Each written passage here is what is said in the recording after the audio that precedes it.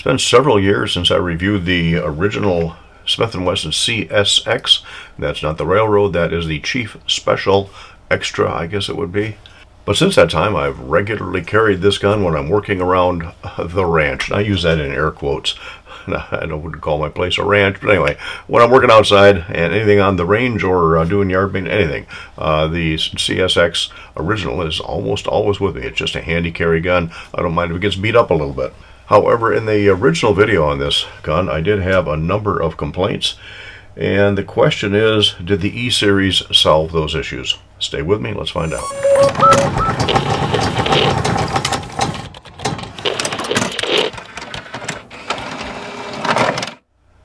Alright, thanks for joining me while we take a look at the E-Series CSX E and original. But before we go any farther, I would highly appreciate it if you like this video, click on the thumbs up button. If you haven't already done so and you like what you see on our channel, by all means subscribe and click on the notifications bell so you get notified of what's coming up. And anything that you can do to share these videos helps with the algorithm and helps keep us noticed and somewhat relevant.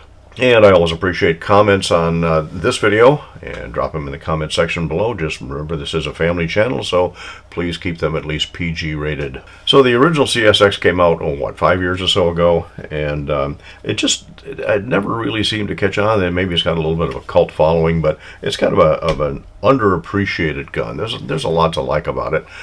There were also some complaints. Were those complaints solved with the E-Series? But first, let's look at some of the similarities of these two guns. As you can see them side by side, they really look identical because for all practical purposes, they are, with a couple of minor changes.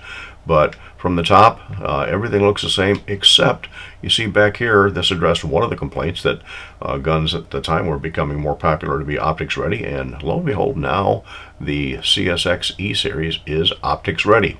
Other than that, same 3-dot sights, a little bit different just because of the mounting of the rear on this, but same serrations on the, or striations on the front of the top of the slide. Same basic cocking serrations forward and rear. Notice there is no rail on it, but then again, this is a concealed carry gun. Why do you want to mount something on your concealed carry gun? Alright, enough of that. Texture, you can see the original, I've got Talon grips on it because I had a complaint about the lack of texture in certain areas on the original. They did address that to some extent by putting this little plastic textured piece here, but it's not really tight into the gun. It's not well fitted. You can barely see it moving around a little bit there. Don't know how long it's going to last. We'll see. But the grip is interchangeable size-wise. It comes with the medium on it. You can also put a small, and you can put an extended one on, which is going to come in handy. We talk about it more in just a minute.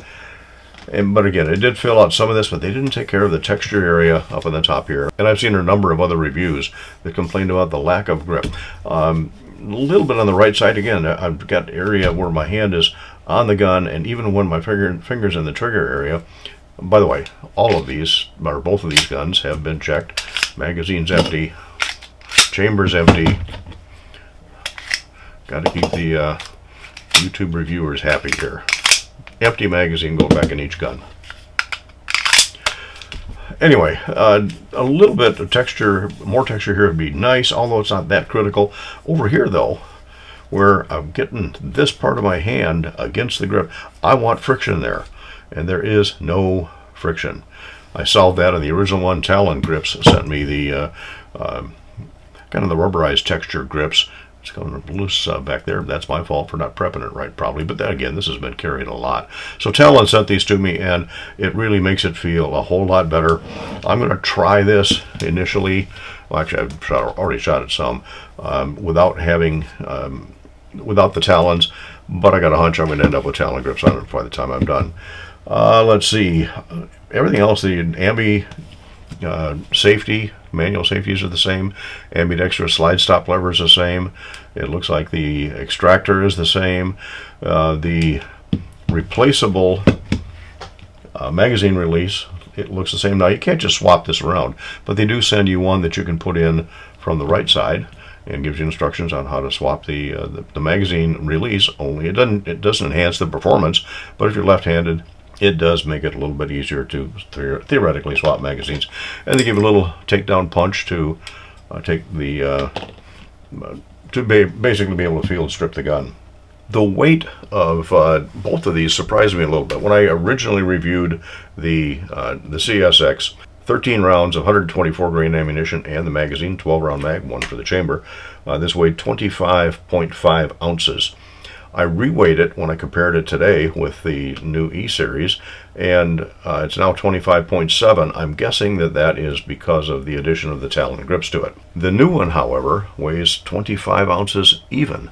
Same ammunition, same time, same scale, same everything. So where did it lose that half an ounce? I don't know.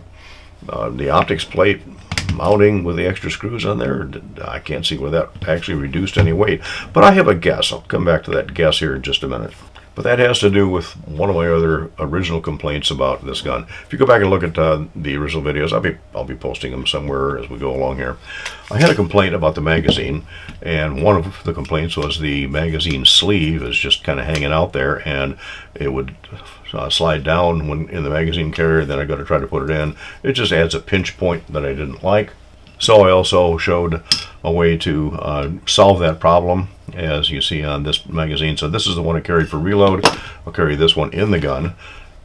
No pinch point while it's in the gun, and then I reload and pop this one in, and that spacer stays where it is, but doesn't give you any grip here in the back. I can live with that for reload. Not a big deal. Well, they solved that problem, because the magazine now on the new one actually has the spacer attached to the pretty much the spring floor plate for the that goes under the base plate of the magazine. So it no longer moves up and down, and that makes life a lot easier for the magazine. Second complaint I had about it was that particularly with the 10 round magazine that came with the original CSX, getting a full 10 round magazine in here with 10 rounds in the mag was virtually impossible, because the magazine swelled when that happened. Now, for some reason, here's where we maybe came in some of the difference in weight.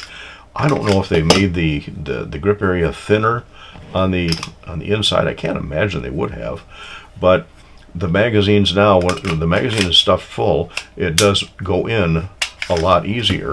Then I took one of the 10 round magazines and stuffed it full of 10 rounds, and it actually went in easier than it did in the original. So maybe they somehow shaved the inside of that frame just a skosh.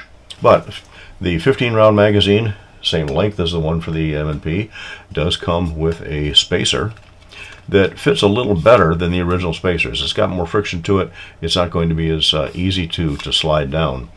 The 17 round magazine also comes with a spacer so that it fits in the gun a little bit better, and you get lots of friction to keep that from sliding down. When you put that in with the spacer on it, it gives you a real solid grip. I don't really need it with the 12 round magazine. This is for my medium sized hand. It's just barely, well, about a 2.5 finger gun, but I can get a lot of leverage from my little finger on it. The 15 round magazine would be great for the reload. Maybe the 17 is a little bit of overkill for it. I don't know, but with a spacer on it, we're fine. I did have a problem today when I was shooting one of the drills at my local range, that I must have fluffed the reload somehow and not gotten the magazine inserted all the way. And it should go in reasonably well. I mean, it's not forced in, but just something about the way that spacer and my hand fit, I wasn't used to it. I guess with a little bit of practice, I could probably make it work better. But if you don't want to use the spacer, then you can change the rear grip on the gun, and then you have a built-in extension on the grip, and it's fairly easy to change the grip on it. I'm not going to do that here, but that gives that little extra extension if you want to carry the gun. However, if you want to carry with the extended magazine. For a concealed carry gun, dropping my new gun. However, I'm going to carry with a 12 round magazine in it and use either the 15 or the 17, probably the 15, for a reload if I have to do it. And that gets us into the final complaint that I had, and a lot of others also had with this gun. And that is the trigger. You can see that there is a little difference in appearance of the trigger. Something else that's a little bit different is there's a little bit greater reach, just about 1/10 of an inch difference in the reach to the new trigger as opposed to the old. They both still have that absolutely 100% unnecessary trigger tab safety on it, which everybody says is a safety, and it's only a drop safety. But why do you need a drop safety when you've got, I don't know, you gotta have manual safety on this thing anyway? That's useless. The safety has just a little bit more spring tension, a little bit more movement on the CSXE, but in addition to the trigger being longer, it seems to have solved, again, we already checked to make sure this is empty, it seems to have solved one of the problems that a lot of people had with what people are calling a false reset, and that is when you release right there, it feels like there's a reset, but then it finally gets out to here to actually reset. I heard a little click on the way. The return spring pressure on the trigger on the original is not all that great. On the new E-Series, however, again, we are empty, got a little more, there's actually a fraction more resistance to the trigger. Not a whole lot. They end up weighing maybe not quite a pound heavier for this, but it doesn't feel it. And it does have a nice clean, I'll take the safety off, Ryder, a nice clean, crisp brake, and reset is full, audible, pronounced. Not that I shoot to the reset, but my main point about that is there's more spring pressure to return the trigger. I can make this thing work because I don't shoot to the reset. My finger comes all the way off trigger pressure, and I don't have to worry about reset point. But the fact that the trigger spring pushes my finger back with a little more authority than the original one does makes it a lot nicer. This did not pass the wife test. She likes to try all the guns I get, and she hates the trigger on both of these. But for me, even though it's just a hair heavier, it didn't feel like it when I was shooting.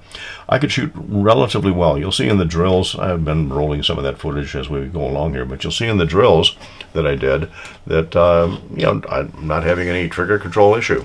So I did start this out today, cleaned it, lubed it, made sure that it was all ready to rock and roll.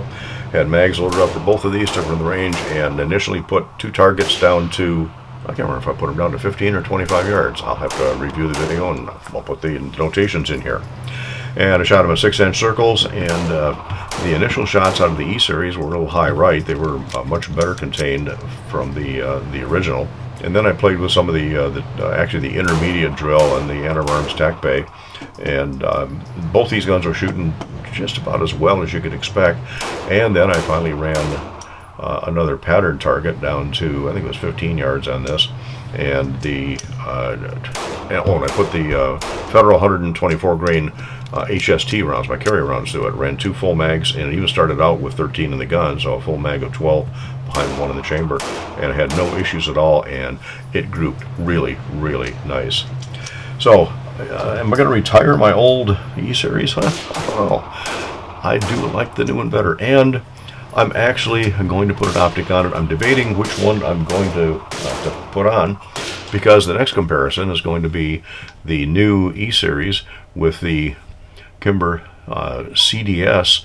Has the new has the O-Sight S on it, rechargeable, and I may end up putting that on, or putting one on here to do a comparison. Just happen to have an O-Sight S rechargeable in a different color. Might look a little funny, but I think I also have a Talon grip that I may put on here that's also going to be tan. Maybe it'll work out, I don't know. So that's going to be coming up next, comparing the CDS9, the Kimber CDS9 with the new E-Series, both with optics, and seeing how that shakes out. And at that point, I hope to have a decent enough day to get out to my range and stretch this out to 25 and even 50 yards. So, an improvement, yes. And the improvements were in the right place. Still missing that texture. Come on, how hard is that, Smith & Wesson? Oh well.